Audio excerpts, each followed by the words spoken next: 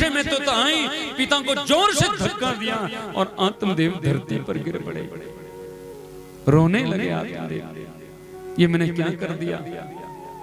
वसंत ऋषि तो बता रहे थे भगवान का भजन कर, लेकिन मुझे ही तो बेटा चाहिए था ना, इसकी जिद तो मुझे ही लगी थी ना। आज आत्मदेव के मन में गलानी हुई, इससे बढ़िया तो मेरे बेटा होता ही ना। ये धर्म नहीं करता, भगवान का भजन नहीं करता, ठीक है, कम से कम शराब तो नहीं पीता, कम से कम बुरी आदत तो नहीं होती।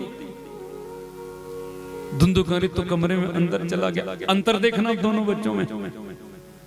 पिताजी चारपाई पर बैठे रोने लगे, ये मैंने क्या, मेरे घर में क्या हो गया, मैंने जीवन भर भजन किया, लेकिन मेरा बेटा शराब पी करके घर आता है, गाली गलौज करता है, आज अपने पिता को लात मारता है। ये संस्कार दिए मैं अपने बच्चों को, ये संस्कार मिले मेरे बेटे को। अश्रु आ रहे हैं, रो रहे हैं। उतने में गोकर्ण, जो गाय का बेटा है ना, इनको ही पिता मानता है, गोकर्ण सामने से आ गया। अंतर देखिए आप, गोकर्ण ने देखा मेरे पिताजी चारपाई पर बैठे हैं, पिता की आंखों से अश्रु निकल रहे हैं। गोकर्ण का इससे पहले कि अश्रु धरती पर गिरे, मेरा बेटा होना व्यर्थ हो जाएगा, गोकर्ण जी दौड़ मार करके पहुंचे और आत्मदेव के अश्रुधारा जो बह रही थी सांप की, और गोकर्ण ने पूछा, पिताजी इस गोकर्ण से कोई गलती हो गई है क्या? मैं गाय का बेटा हूं, मुझे मालूम है, लेकिन मैं आपको ही अपना पिता मानता हूं। आज तक मैंने आपकी आज्ञा की अवहेलना नहीं की पिताश्री।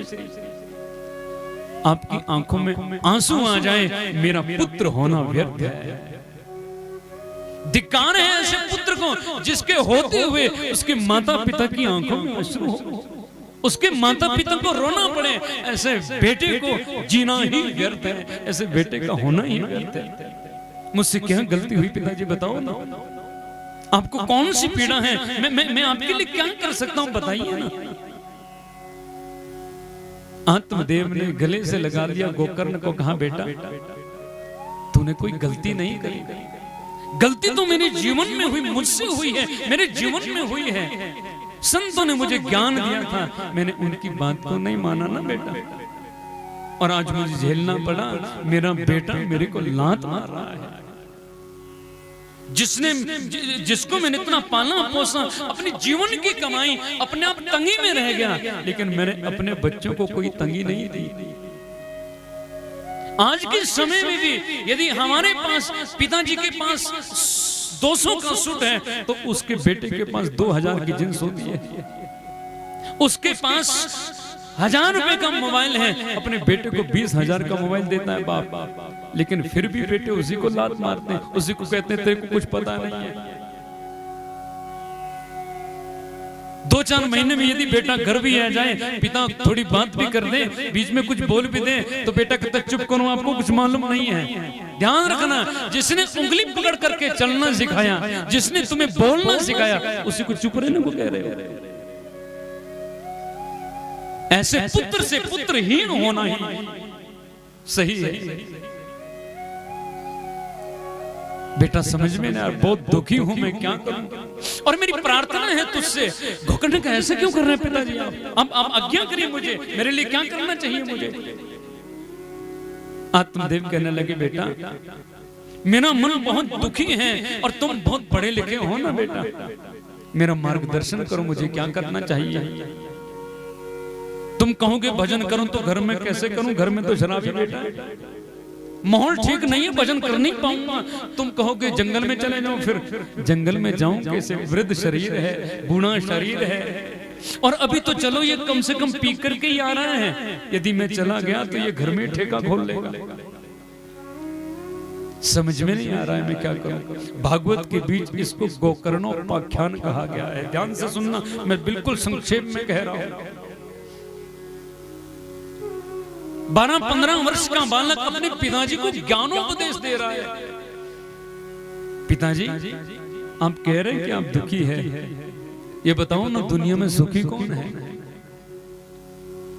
कोई तन से दुखी, कोई मन से दुखी, कोई धन बिन रहत उदास, थोड़े थोड़े सब दुखी, पर सुखिया राम का दास। कोई तन से दुखी है, बेचारे का शरीर ठीक नहीं, बीमारी है, क्या करूं। कोई मन से दुखी है, मन नहीं लगता, क्या करूं। कोई धन से दुखी, किसी के पास पैसा नहीं है, क्या करूं? गोकर्ण कह रहे पिताजी, असारा कलो संसारो दुख रूपी विमोह का, सुतम कस्य धनम कस्य स्नेहवांज्वलितो निशम। ये पूरा संसार दुखों का ही घर है, ये सब संसार दुखों का घर है। पिताजी सुखी तो एक ही है, कौन? सुखिया राम का दास। जिसका मन भगवान में लग जाता है ना, बस वही सुखी होता है। आत्मदेव कहने लगे तो मन कैसे लगे ये बता दो ना। गोकर्ण कहने लगे मन को लगाने का एक साधन है पिताजी, कि देहस्तिमांसो रुधिरे अभिमतिं त्यजत्वं जाया सुतादिषु ममता मुञ्च पश्यानिशं जगदिदं क्षणभङ्गुनिष्ठं वैराग्यरास रसिको भवभक्तिनिष्ठा। सुखी रहने का एक ही साधन है, क्या? ये शरीर की जो मोह ममता है उसको छोड़ो आप। ये शरीर हम नहीं है पिताजी, हम तो वो अंदर वाला है। क्योंकि इस शरीर को एक न एक दिन जाना ही है। सम्मान और अपमान शरीर का होता है, अंदर वाले का नहीं होता। इस शरीर को कोई गाली दे सकता है, शरीर को कोई माला पहना सकता है। जो जाता है उसको माला नहीं पहना सकते, और जो आता है उसको भी माला नहीं पहना सकते। शरीर का ही मान सम्मान होता है, इसलिए शरीर को मोह छोड़ करके पिताजी मन भगवान के चरणों में लगाओ। और इसका सरल उपाय पता क्या है?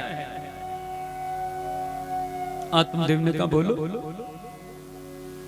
कि धर्म भजस्व सततम त्यज लोक धर्मा सेवस्व साधु पुरुषां जहि काम तृष्णा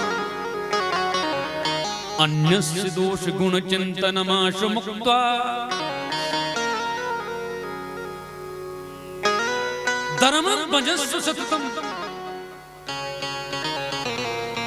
जीवन के गुण दोष से परे हट कर मन को एकाग्र करके, और मन एकाग्र करने का साधन है सेवस्व साधु पुरुषम।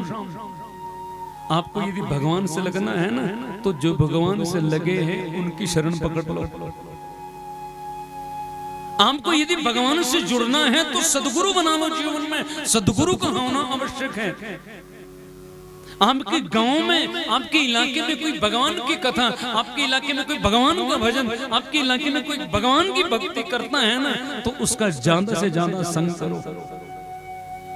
सेवस्व साधु पुरुषाम जहि काम तृष्णा, मन में तृष्णा को निकालते हुए ऐसा करोगे तो तुम्हें भगवत प्राप्ति हो जाएगी। सुंदर ज्ञानोपदेश दिया, और फिर तो आत्मदेव ने दशम स्कंद का पाठ करके मुक्ति को पाया। गोकर्ण